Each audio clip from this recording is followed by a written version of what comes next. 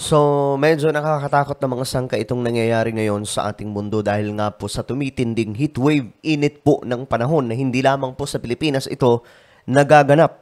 Ngayon mga sangkay, hindi lang po kasi tao ang nakakaranas ng matinding problema, kundi pati po yung ibang nilalang.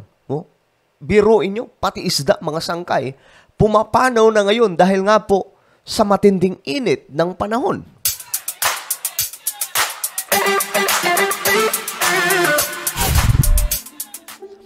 Magandang oras po sa lahat ng ating mga kababayan, especially yung mga solid sangkay na lagi pong nanonood dito sa ating channel. So medyo mabigat po itong topic natin ngayon dahil patungkol po ito sa tumitinding init ng panahon na maging ang mga isda ay hindi na rin po nakakalusot. Okay, nasa tubig po sila, pero maging sila mga sangkay ay naramdaman na rin yung init ng panahon at marami po sa mga ito mga sangkay ay hindi na rin po kinakaya. Anyway, before we start, paki-subscribe po muna yung ating YouTube channel. 1.21 subscribers na po tayo dito. Ayan po. So, i-click nyo lamang po yung subscribe button sa ibaba, tapos i-click nyo yung bell at i-click nyo po yung all dahil parami po tayo ng parami dito sa YouTube.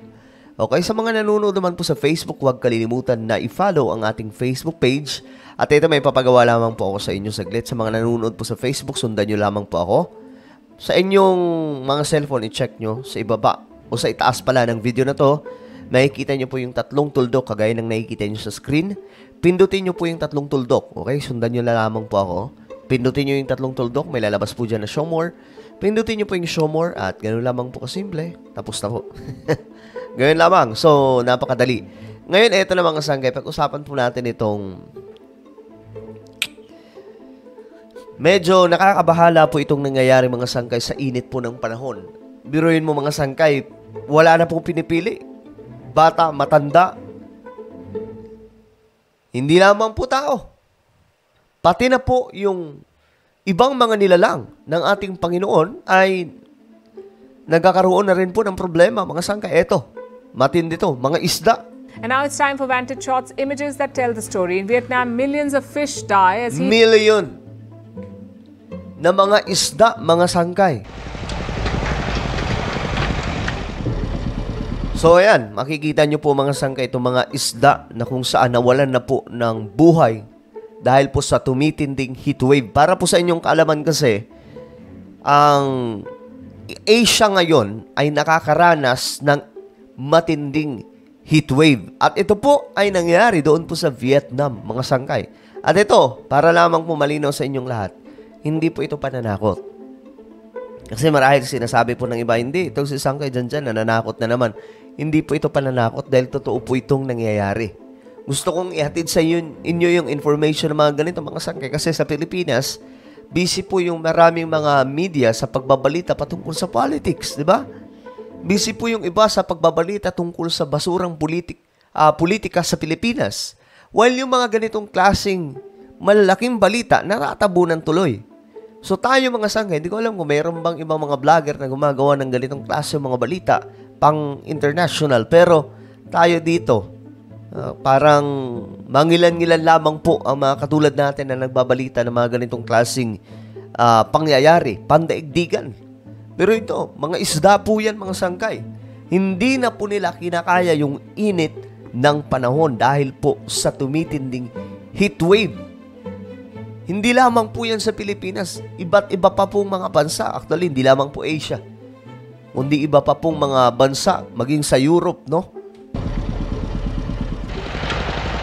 Grabe. Millions po ito mga sangkay. Milyon-milyong mga isda. Kaya nga po, kung titingnan nyo po, para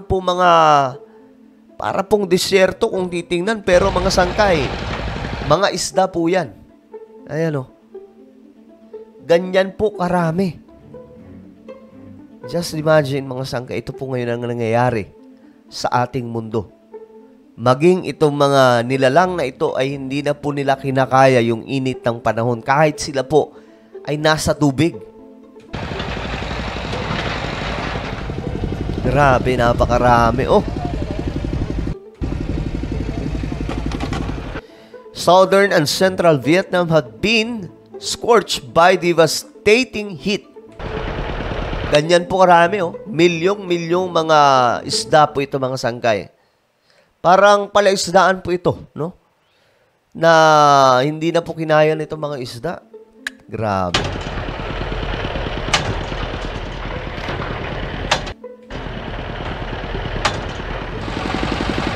Ang dami niyan, guys.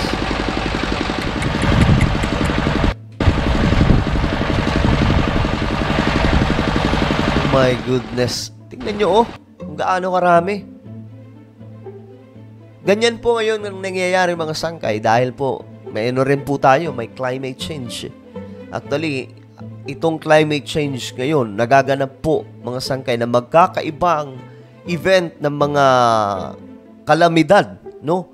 Halimbawa na lamang po natin sa East Africa. Sa East Africa naman, ang nangyayari po doon, matitinding ulan.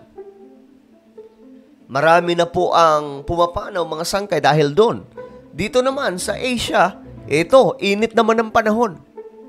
Ganyan na po ka-abnormal. May mga iba nagsasabi na matagal na pong nangyayari yan. No, hindi po matagal. Totoong may init ng panahon, totoong may mga bagyo, pero hindi po kasing lala ngayon. 'Di ba?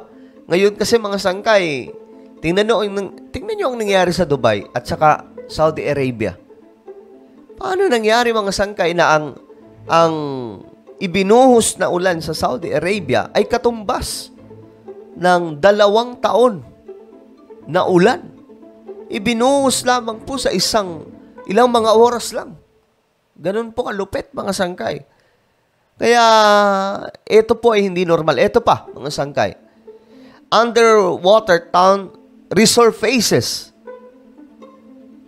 Drought and extreme heat reveal submerged ruins. Ito, mga sangkay, ha. Tingnan po natin. Tumitinding heat wave. Trees Old Town, very much still in place after half a century underwater. Ito po ay isang lugar na lumitaw na dahil po sa sobrang init ng panahon. Ibinalita na rin po sa international. Since Pantabangan in the northern Philippines was Ito ay sa Pilipinas. Buti na lang may ganitong klaseng tawag dito, balita galing sa ibang bansa na nag-document kahit paano makaklaruhan tayo dito. submerged Ito po yung bayan, mga sangkay, sa Pilipinas na lumitaw na dahil sa sobrang pagbaba na ng tubig dahil po sa kainitan ng panahon. in 1974 to build a reservoir. It's resurfaced a few times, but never this early in the year and this long. Dati, ang nakikita lang namin, When the dam's water level drops, we usually see the cross, but only the cross. Now it's an entire area of the town, including the cemetery. Okay. Kung noon daw, mga sangkay, kung mainit ang panahon, ang nakikita lang nila yung cross lang. Pero ngayon, buong area na po ng bayan na ito nakikita na. It's the dry season in the Philippines, but experts say climate change is aggravating the effects. Climate change, you see? Climate change. So I hope na naliliwanagan na po sa atin, naliliwanagan na po marami sa atin that the world, ang mundong ito, mga sangkay, may kinakaharap na climate change. Parts of the country have seen record heat in recent weeks, and the El Nino weather pattern has lingered for months.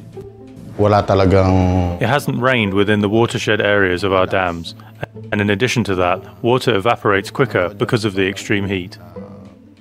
One unintended benefit, Grabe, oh. Tingnan nyo naman, mga sangkay. however, has been the growing number of tourists. Well, the town of Pantabangan is gaining worldwide fame for its re-emergence from underwater.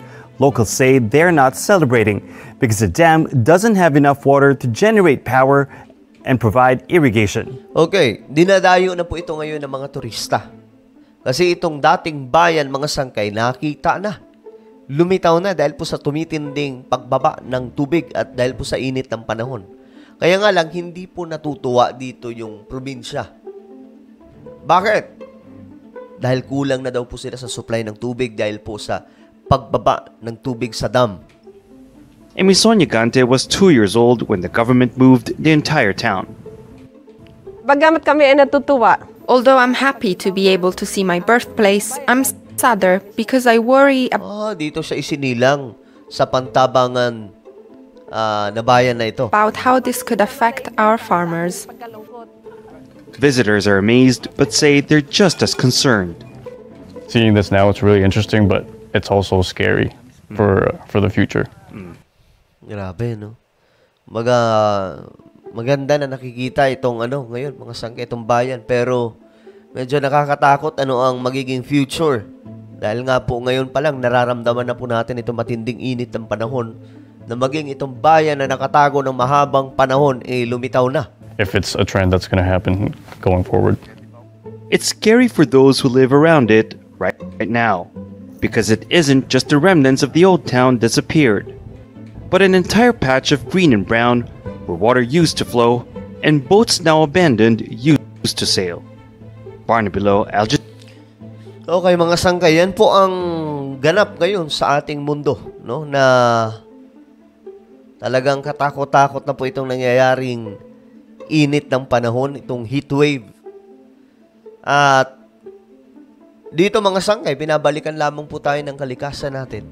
Kasi tao rin naman po may gawa kung bakit nangyayari ito. Tao ang sumira sa kalikasan, tao rin po ang magsasuffer dahil po dito, no? So ano po ang inyong komento, mga sangkay, tungkol po dito? Just comment down below. And now I invite you, mayroon po akong isang Facebook group, exclusive lamang po sa lahat ng mga solid sangkay. So hanapin nyo na lamang po ito sa Facebook, then mag-join group po kayo. But make sure, guys, na masasagutan nyo lahat ng katanungan dito para makapasok kayo, okay? So ako na po ay magpapaalam, mag-iingat po ang lahat. God bless everyone.